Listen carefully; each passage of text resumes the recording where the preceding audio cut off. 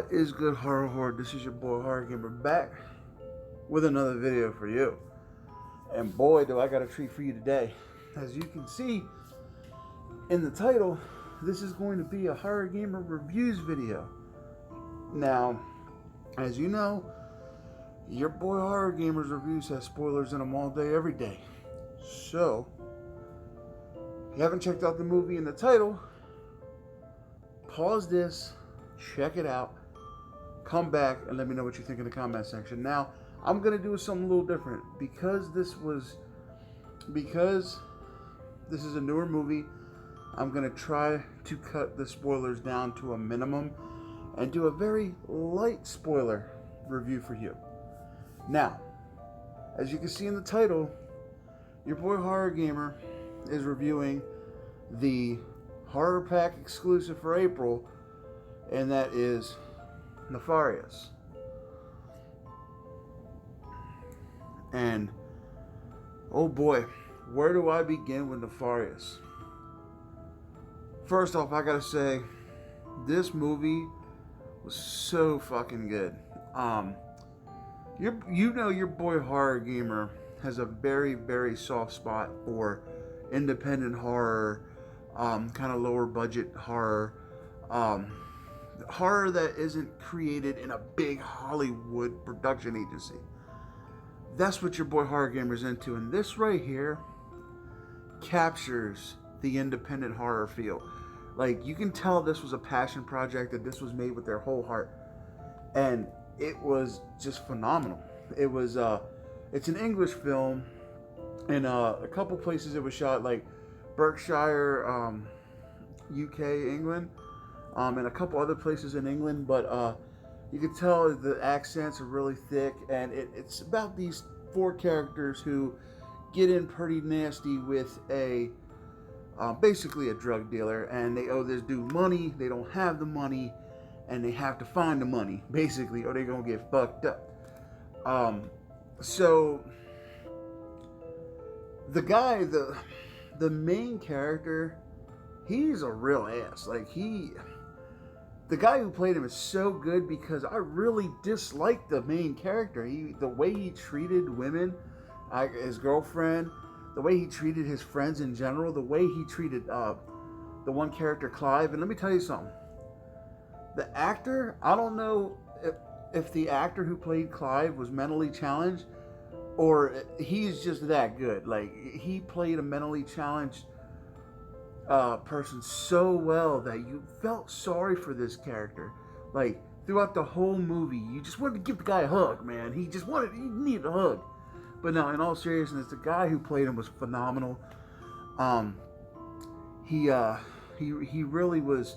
You really felt for him. And then Marcus, his brother, you know something's up with him. He's kind of like, he seems like the loving brother type, but then it really plays at the end. And so, like I said, these four people, they get in bed with this drug dealer. They need to come up with $2,000 in 3 days.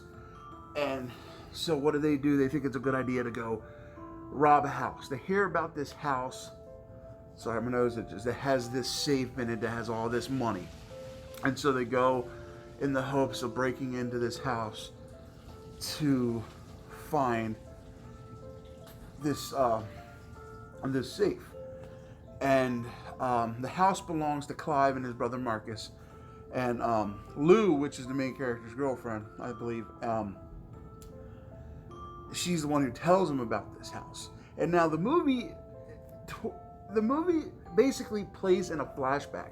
The sequences have already happened, and now they're being interrogated. It's like an interrogation movie where they're doing the interrogation, and then they go flashback scenes to what actually happened. And they did it so well. I mean, I've seen it in like big Hollywood budgets, and the way they did it in this one was really subtle, and it was really good. The transition was fluent. There was nothing wrong. And let me tell you something. The gore in this movie. See, your boy Horror Gamer, he's a huge practical effects kind of guy.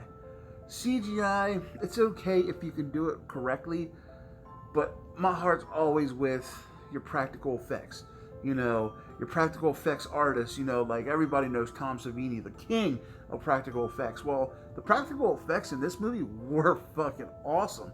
Like, there was a scene where Clive got beat up by the main character, and he had this wound on his head, and it looked like a real wound. I'm like, dude, did he really get fucked up? Like, the wound was so good, and the acting in it was just, it was amazing. Like, you couldn't tell that this was an indie film with the acting, because I've seen some indie acting that's horrible, but they were on point.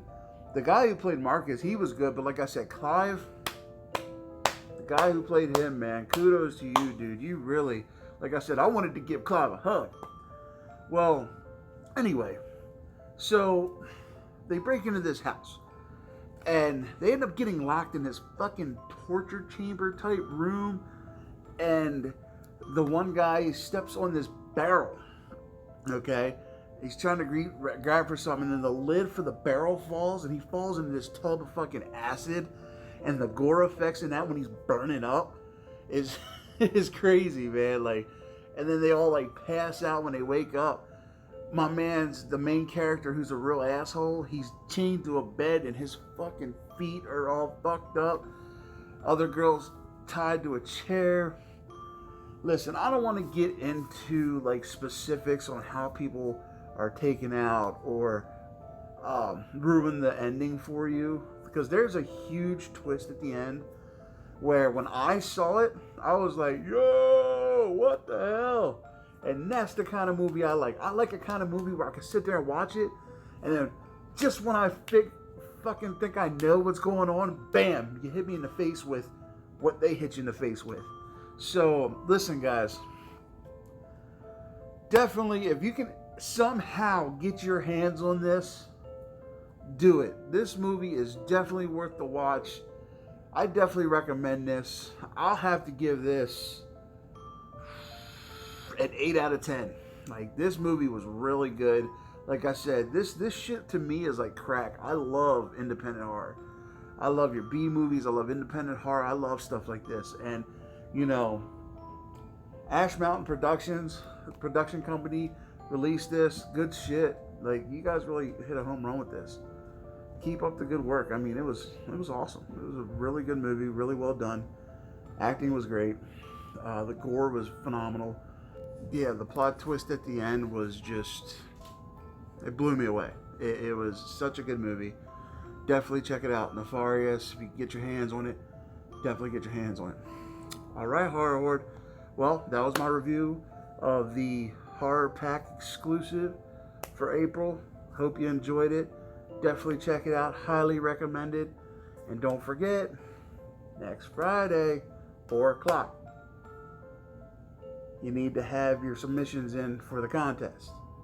All right? Because Saturday we're going to pick a winner for the Stephen King novels. Come on, Stephen King books, that's like gold to the horror community. But, all right, Horror Horde, I love you guys. Thank you. Hope you enjoyed the review. And as always, don't forget, this is your boy H0rr0rgamer saying, until next time, don't fear the darkness. Embrace it.